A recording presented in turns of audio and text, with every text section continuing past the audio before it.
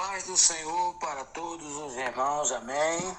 Graças a Deus por essa rica e feliz oportunidade, quando hoje estamos de posse de mais uma lição de número 2 do dia 10 de julho de 2022, cujo título é A Sutileza da Banalização da Graça.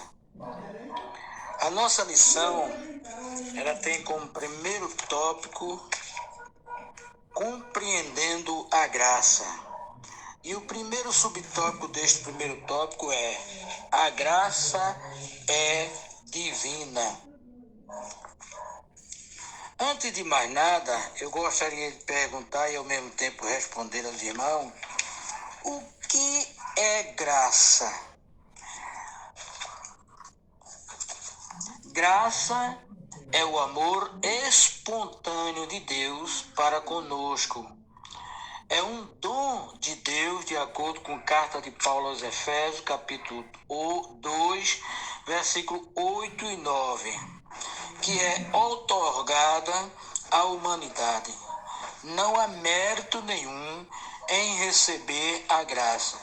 No hebraico, ela tem como termo ren e no grego charis, que significa graça, favor. Isso está no hebraico em Êxodo 33 e 13 e no grego Efésios 4, 2, 8 e 9. Ela é divina porque sua origem está em Deus. Foi Ele quem quis agir com graça.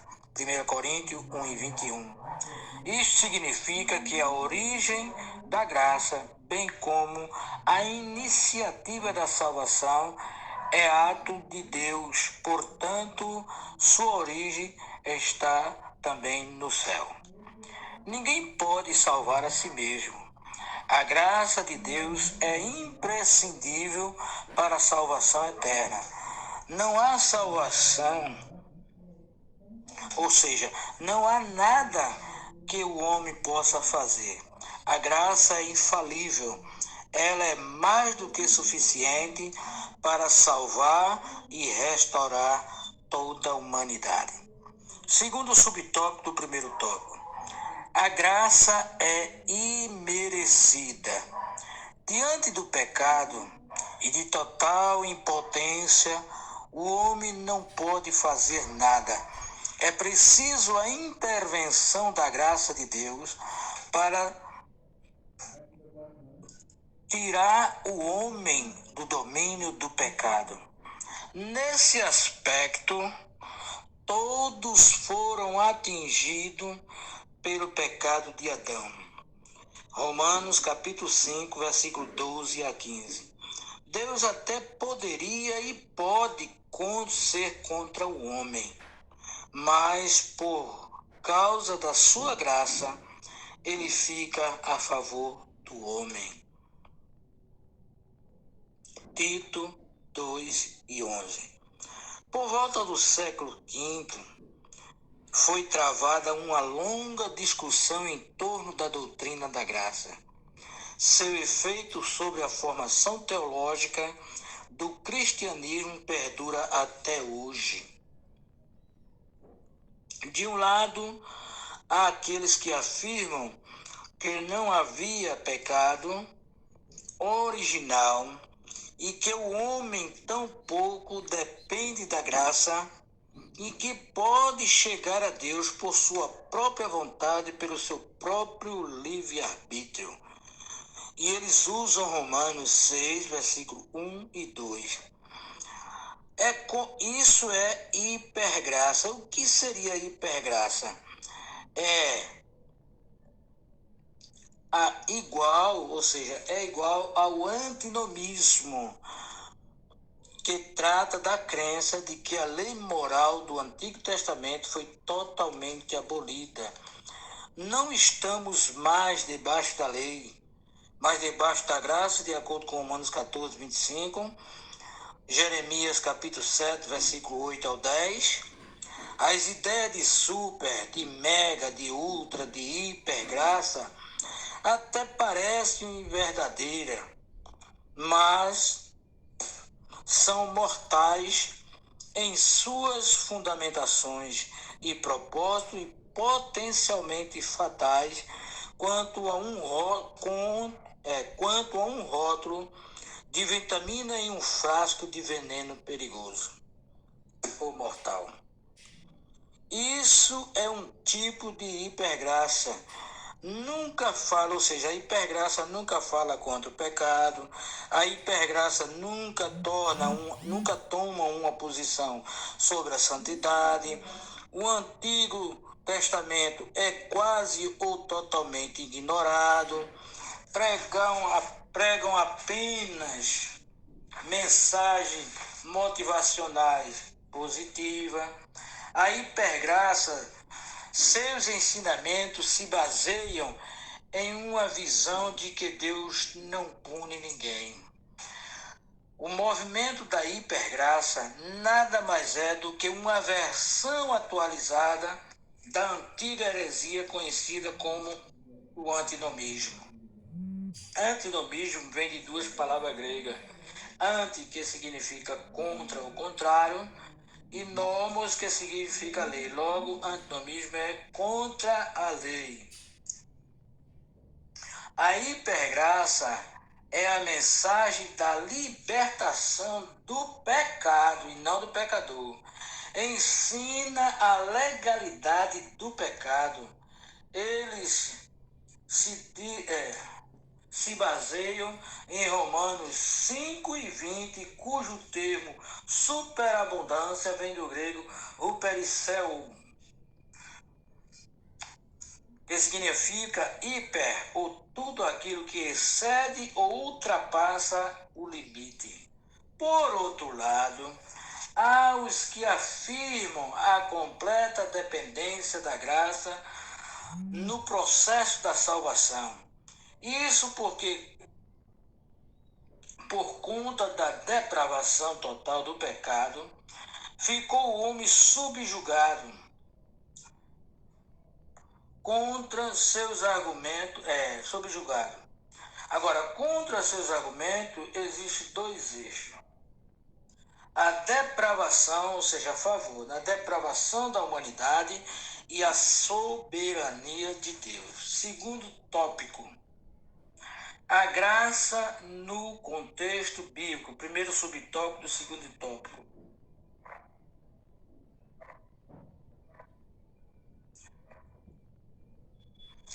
Deixa eu ver aqui na nossa lição.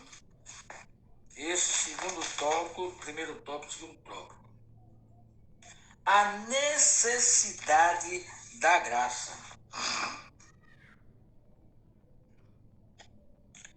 Fora de Cristo não há salvação. Isto é fato. Deus estabeleceu que Cristo fosse o Salvador dos que crescem e condenando os que não crescem. Marcos 16:16, João 5:4, 1 Pedro 1:2, 1 João 4:16 e Gênesis 18:23. Romanos 2:11 e Romanos 3:26. Mas a salvação pela graça, ela está condicionada à fé em Cristo. Atos 16:31 e carta aos Efésios, capítulo 2, versículo 8 e 9. Segundo subponto do segundo ponto. A extensão da graça. Ora, a graça é extensiva e a salvação universal. Agora, antes nós precisamos entender o que significa ou qual a diferença entre universalidade e universalismo. Universalismo vai contra aos ensinos das Escrituras e é claramente uma doutrina demoníaca, apesar de hoje ser aceito em muitos círculos do cristianismo. O que o universalismo afirma é que no final todos serão salvos pela misericórdia de Deus e que essa salvação ela não está limitada a uma decisão tomada somente nesta vida, mas também no pó da vida, ou simplesmente baseada na misericórdia divina.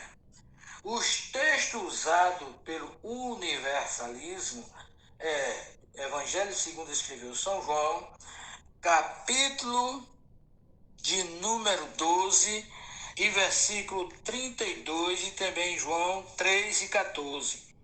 Veja o contexto usado pelos universalismos, que devemos ver o contexto não somente de João 12, 32, mas todos os versículos de João capítulo 12. E aí vemos que nada fala sobre o universalismo. Ora, há um problema universal chamado pecado. E, quando não resolvido, conduz a um trágico fim, ou seja, morte eterna. Mas, segundo a teologia de Lucas, se a perdição tem amplitude universal, também a salvação é igualmente universal. Lucas 24, 47 e 48. É interessante que em nenhum outro evangelho sinótico, exceto em Lucas, fala do Salvador, ou seja, o termo Salvador. Lucas 1:47, Lucas 2:11, Lucas 3:6, que cita Isaías 40, Lucas 13:29, Lucas 19:10, Lucas 17:11-19, Lucas 21:24 e Lucas 24, 47, 48. A salvação é universal, porque Deus, no seu grande amor, quis salvar todos os homens. João 3:16, João 1:29, 1 Timóteo 2:4, nos textos que eu citei, segundo David Allen, destacou que esses textos bíblicos não podem se ajustar ou não deve ajustar-se a ideias preconcebidas trazidas-se para o seu ajuste a esse texto, ou seja, que a salvação é limitada. Terceiro tópico, a graça no contexto da reforma. Primeiro subtópico do terceiro tópico, a corrupção da doutrina da graça. Há quem diga que a graça é resistível, outros diz que não. Há quem diga que pode-se cair da graça e outros não. Afinal de contas, a graça é resistível ou irresistível? Afinal de contas, pode-se cair da graça ou não? Resolvam isso aí, pesquisem. A graça é sim resistível e a salvação, a sua oferta pode sim ser recusada. Atos 7:51, Mateus 23:37, Lucas capítulo 7, versículo 30, Atos 13:46, etc. E sobre o cair da graça, veja o que diz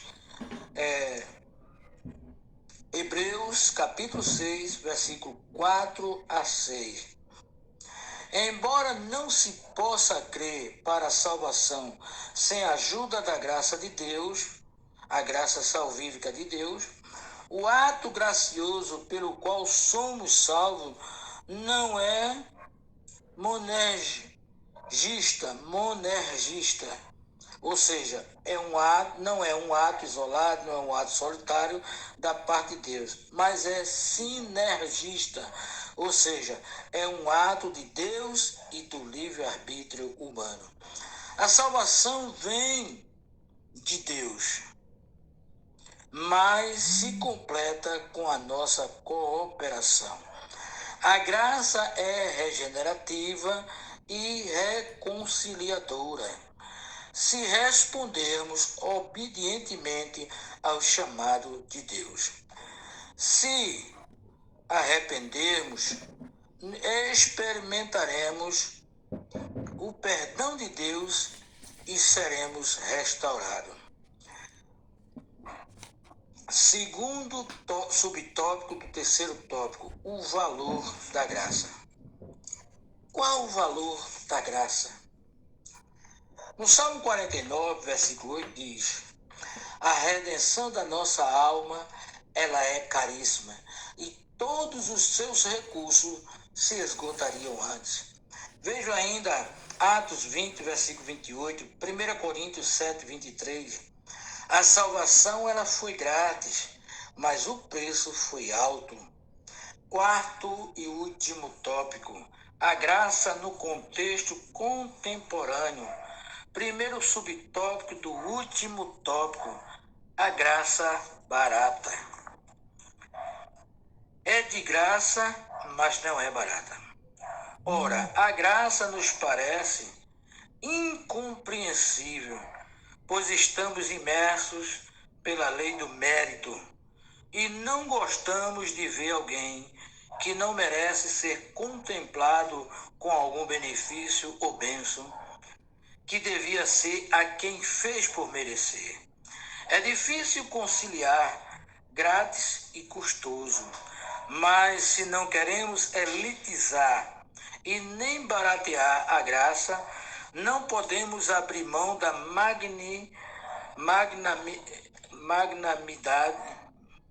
magnanimidade de Deus e nem da nossa responsabilidade pessoal. A graça barata é a pregação da justificação do pecado e não do pecador. Essa graça não nega nada ao homem. Tudo é possível ver igual o mundo todo. Efésios 1:7, Apocalipse 1:5, João 12:32. Agora, o valor da graça. 1 Coríntios 7:23, Salmo 49:8. Graça irresistível, João 6:44. O termo é o quo, que significa também atrair. Amém? Que Deus ajude, que Deus abençoe a todos, em nome de Jesus. Qualquer dúvida,